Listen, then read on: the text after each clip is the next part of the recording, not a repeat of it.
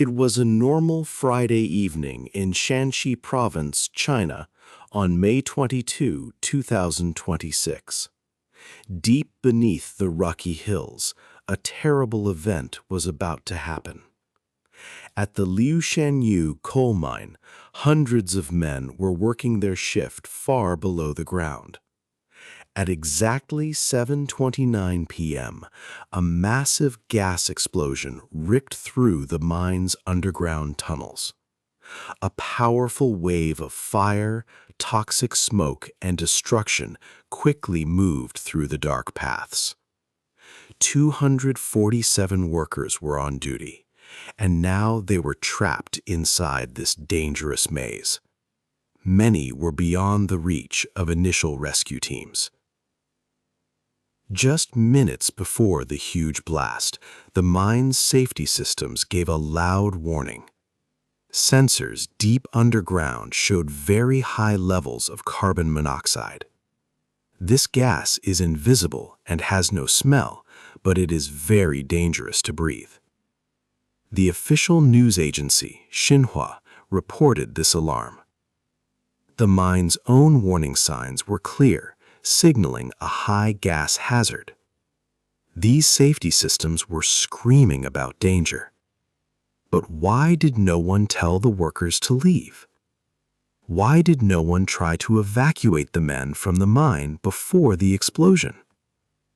This part of the story is still not clear and remains a big question. The first moments after the blast were full of extreme chaos and fear as the disaster unfolded deep in the dark. Brave rescue teams quickly went into the unstable, dark tunnels, facing immense danger. They moved fast, hoping to save the workers who were still alive. They had to deal with fire, thick smoke, and falling rocks. But very soon, they hit a deadly problem that stopped their progress. The official maps of the mine were not correct. State TV, CCTV, reported this shocking truth. The blueprints provided by the company did not match the real tunnels underground. This meant that the rescue work was very hard and slow, making every step uncertain. Rescue workers could not find the right paths to reach the trapped miners. Every wrong turn could lead them to more danger, waste precious time, or take them away from people who desperately needed help. This big lie about the mine's actual layout was a critical roadblock for saving lives. The company may have made new tunnels without permission. The lives of the trapped workers depended on finding them fast, but the false maps made it almost impossible to navigate the complex underground world. This chapter sets the scene of this terrifying explosion and the confusing, chaotic first moments of the disaster, which quickly became China's worst mining tragedy in over 10 years. 2. The Dark Coal Mine. Shanxi Province is known as China's coal heartland. It is a large region, bigger than Greece, and home to about 34 million people. For many of these people, their lives are deeply connected to coal. The earth in Shanxi holds a vast amount of this black rock. Last year alone, miners dug out 1.3 billion tons of coal from this province. This incredible amount is almost 1/3 of all the coal China uses annually. To give you an idea of its scale, Shanxi Province extracts as much coal in a year as the entire output of the United States and the European Union combined. Here, coal is not just an industry, it is the main economic support and a matter of national pride. Working in these mines is a daily, grueling task. Deep underground, men spend long hours in the dark, far from the daylight. The work is dirty, physically exhausting, and constantly dangerous. The geology of Shanxi means there is a rich supply of coal, but also a significant amount of natural gas trapped within the rock layers. This gas, especially methane, is an invisible, silent killer. As miners dig deeper, they release this gas into the tunnels. If it accumulates and reaches a dangerous concentration in the air, even a small spark from machinery or a falling rock can cause a powerful, deadly explosion. The Lushanyu mine, located in Qinyuan County, was one such operation. It was run by a company called Shaanxi Tongzhu Group Lushanyu Coal Industry, established in 2010. This was considered a mid-sized mine, but it still had a large capacity to produce 1.2 million tons of coal each year. What makes the story of Lushanyu particularly troubling is that the danger within this mine was not a secret. A full year before the terrible explosion, in 2024, the Chinese government had already placed the Lushanyu mine on a national warning list. This special list was for mines identified as having high gas content, meaning they were known to hold dangerous levels of explosive gas. It was one of more than 1,100 mines across China that were flagged for severe safety hazards. Despite these clear warnings and the known risks of working in such a dangerous environment, the mine continued to operate.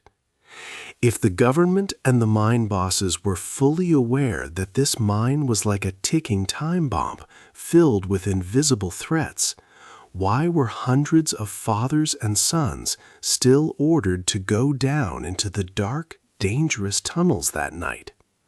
This critical question hung in the air, a heavy reminder of the ongoing human cost of the world's need for coal.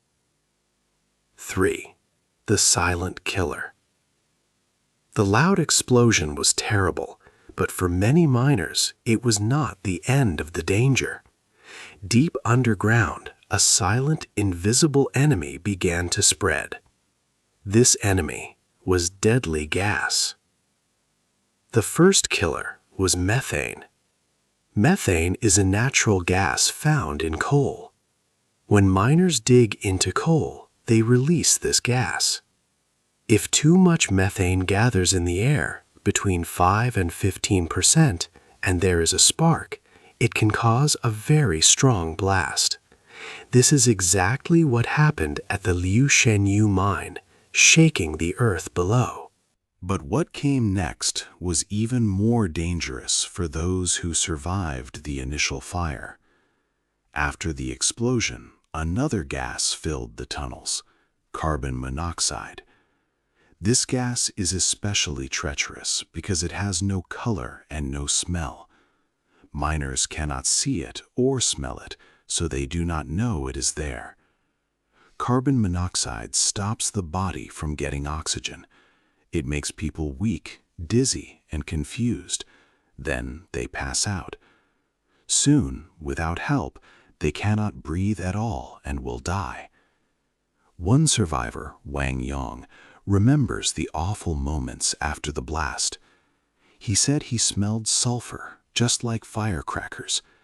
Then he saw smoke rushing through the passages. "I told people to run," Wang Yong said. But as he ran, he saw his friends fall to the ground. They were choking from the smoke and gas, collapsing one by one. Wang Yong himself then fainted, overcome by the toxic air. Many of the 120 people taken to the hospital were hurt mainly by this toxic gas. The mine had been marked as having high gas content before.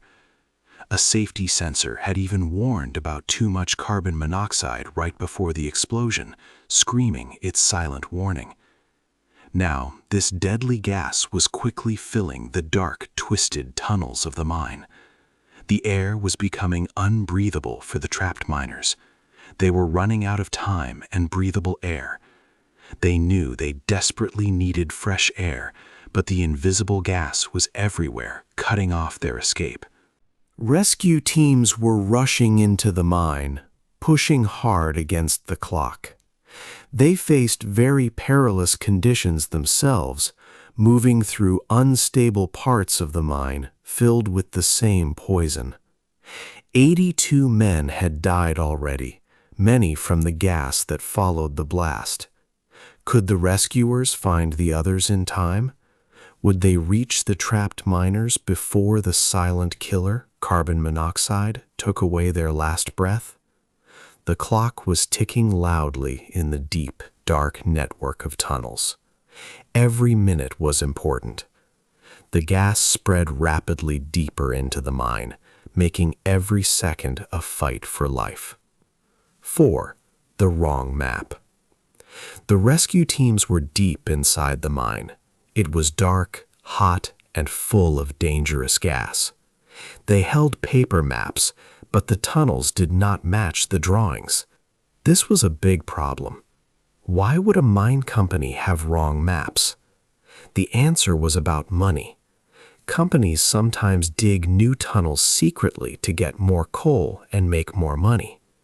These secret paths are dangerous because nobody checks them for safety. Government inspectors do not know about them, so they cannot check the air or wall strength.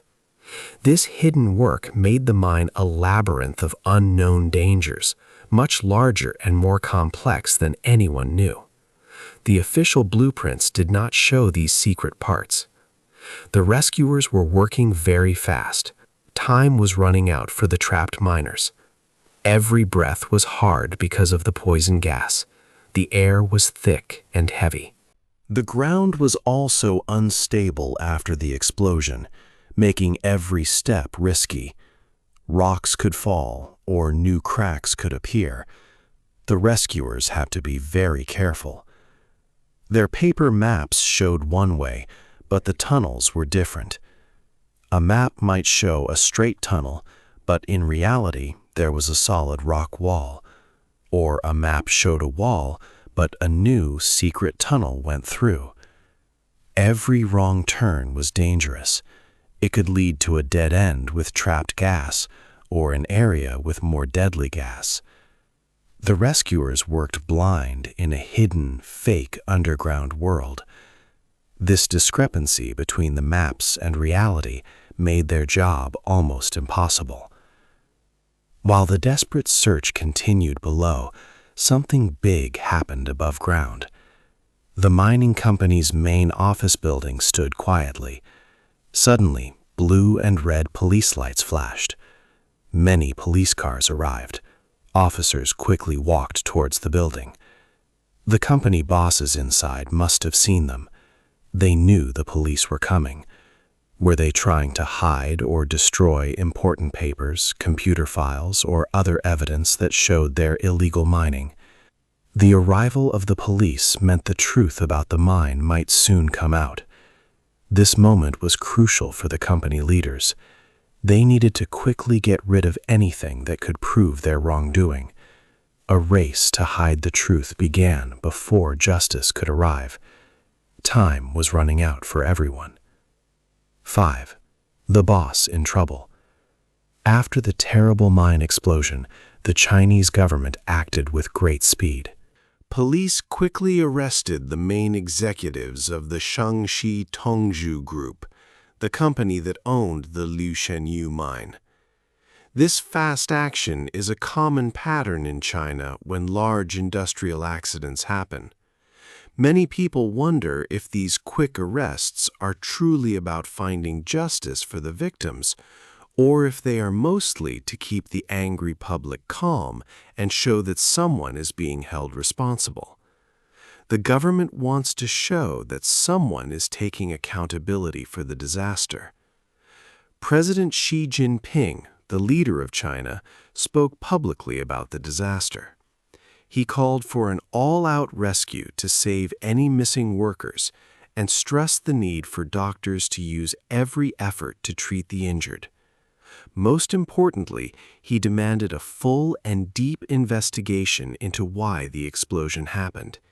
He made it clear that anyone found guilty of wrongdoing should face the law. Premier Li Qiang, another important leader, also asked for timely and accurate information to be shared and for strict accountability.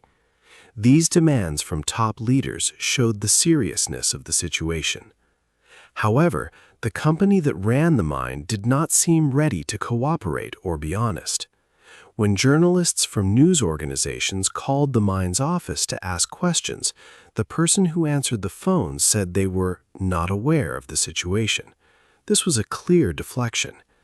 Then the staff member quickly hung up the phone. This behavior, in the first hours after a disaster that killed dozens of the company's own workers, showed a worrying corporate culture. It suggested that some businesses in China might try to hide problems or avoid difficult questions, even when so many lives were lost. Now, a powerful investigation team sent by China's State Council began its detailed work. This team was made up of officials from different government departments. They started to look through all the company's private records, documents, and computer files. They wanted to find out what really happened. Their first shocking discovery was that the official maps of the mine did not match the actual tunnels underground. This big discrepancy was a very serious sign of trouble. It suggested that illegal or unauthorized digging might have taken place. The investigators continued to dig deeper through the paper trail. They were close to finding strong proof. This proof would show that someone at the company chose profits over safety. It would confirm that someone knew the mine was dangerous but still let workers go inside. Someone decided that making more money every day was more important than keeping the 82 men safe. But the biggest question remained. Who gave the final fatal order that led to so many deaths? The thorough investigation was far from over, and more shocking truths were yet to be revealed. 6. A history of danger. The terrible event at Lixingyu was not just a single bad accident. It was part of a sad and long story of coal mine disasters in China. For many years, mining has been very dangerous work. We need to look at the past to understand the danger today. 20 years ago, many more miners died. In 2002, almost 7,000 miners lost their lives. That means about 19 miners died every day. This was a very high number. After that, the government worked to make mines safer. They closed many small, dangerous mines. They also used better machines and made rules stricter. Because of this, the number of deaths went down a lot. It fell to about 191 deaths per year. This was big progress, saving thousands of lives. But danger still exists. Accidents still happen, even with new rules. There is a pattern called shock and tighten.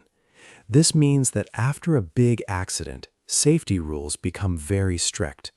People check mines more often, and bad bosses are punished. But after some time, when no one is watching, the rules can become less strict. The need to make more coal and money returns, and some mines go back to old, dangerous ways. This creates a big dilemma for local officials. They are caught in a difficult spot. The country needs a lot of coal for energy, and local towns make money from it. This means local leaders are pushed to keep mines open and working hard, but they also need to keep people safe. When making money and keeping people safe become difficult choices, making money often wins. This happens until another accident forces everyone to look at the problem again. People all over the country are watching the rescue efforts at Lixingyu. This time, officials must choose. Will they focus on making money from coal, or will they truly prioritize keeping people safe? This choice will show if China can finally break the cycle of danger in its mines. It's a hard question, and the answer will affect many lives. The stakes are very high for everyone involved, especially the families who lost loved ones or are waiting for news. The decisions made now could change the future of mining safety. These choices are very important. The way forward requires strong regulatory actions and a real commitment to human lives over profits. 7. The need for power. China is a very large country, and it needs a lot of energy to keep its big cities running and its factories working. It is true that China leads the world in building green energy, like wind farms and solar power plants. It produces more renewable energy than any other country. So a person might ask, why does China still desperately need to burn so much dangerous coal? The answer is tied to the massive demand for electricity across the nation. China is the world's biggest user of coal, burning more than half of all the coal used globally. Even though green energy is growing fast, China is still heavily reliant on coal. President Xi Jinping has talked about a plan that means first build, then destroy. This plan means China wants to build a very strong renewable energy system. Only after that will it stop using coal power. This strategy means that for now, coal is still key. Because of this, local mining towns and companies face huge pressure. They are pushed to dig coal at record speeds. This happens no matter the human cost. The goal is to prevent power outages across the country. If these mines do not produce enough coal, the lights could go out in big cities. The economy could slow down. This creates a difficult situation for local officials.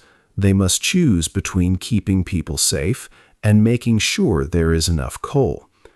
The government has even made guidelines. In 2025, they said China would continue to build more coal power plants until 2027.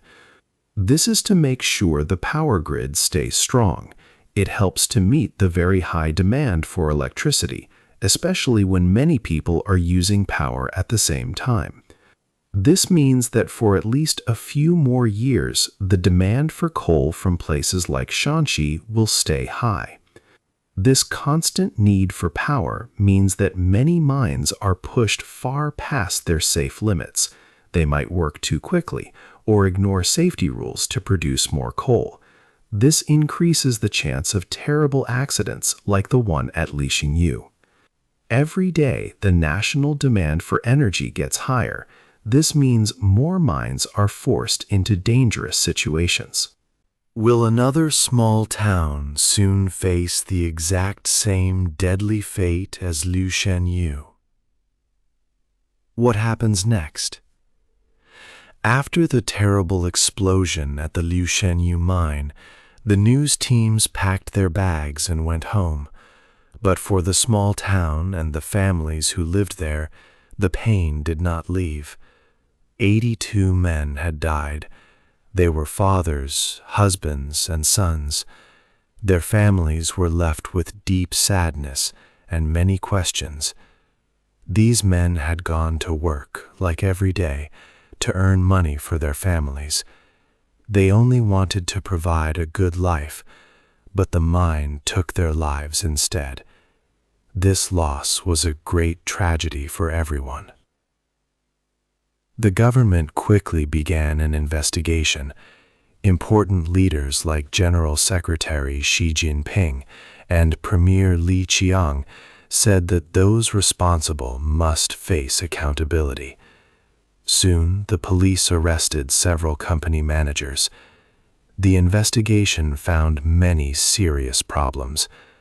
The mine had been on a government warning list for dangerous gas levels since 2024.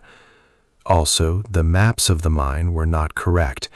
This meant the company was doing illegal digging or hiding parts of the mine from safety checks. These actions showed the bosses were very negligent about their workers' lives. They put profits before safety. The survivors of the explosion, like miner Wang Yang, will carry the memories forever. He smelled sulfur and saw his friends fall before he himself fainted. For the families who lost loved ones, the grief is constant. They wonder if this accident could have been stopped. They ask if the mine was known to be dangerous and why it kept running. Could their family members have been saved? These are hard questions with no easy answers. The Liu Shenyu disaster shows a bigger problem, one that is structural in China's energy system. The country needs a lot of power to grow. This need often pushes mines to dig coal faster, even when it is not safe. After a big accident, safety rules become very strict for a time. But then, over months and years, people forget. The rules are not followed as well. This shock and tighten pattern means that dangerous conditions can return. The consequences are paid by the workers and their families. The world still relies heavily on coal for energy. This reliance comes with a human cost. The miners of Liu Shenyu died trying to provide for their families and help power the nation. What changes must be made so that no more lives are lost in this way? Hey there! Just a second before you go. If you learned something new today, please give this video a like, write your thoughts in the comments, and subscribe to the channel. It only takes a second, and it really, really helps to create even better English videos for you. Your support means the world. Thank you.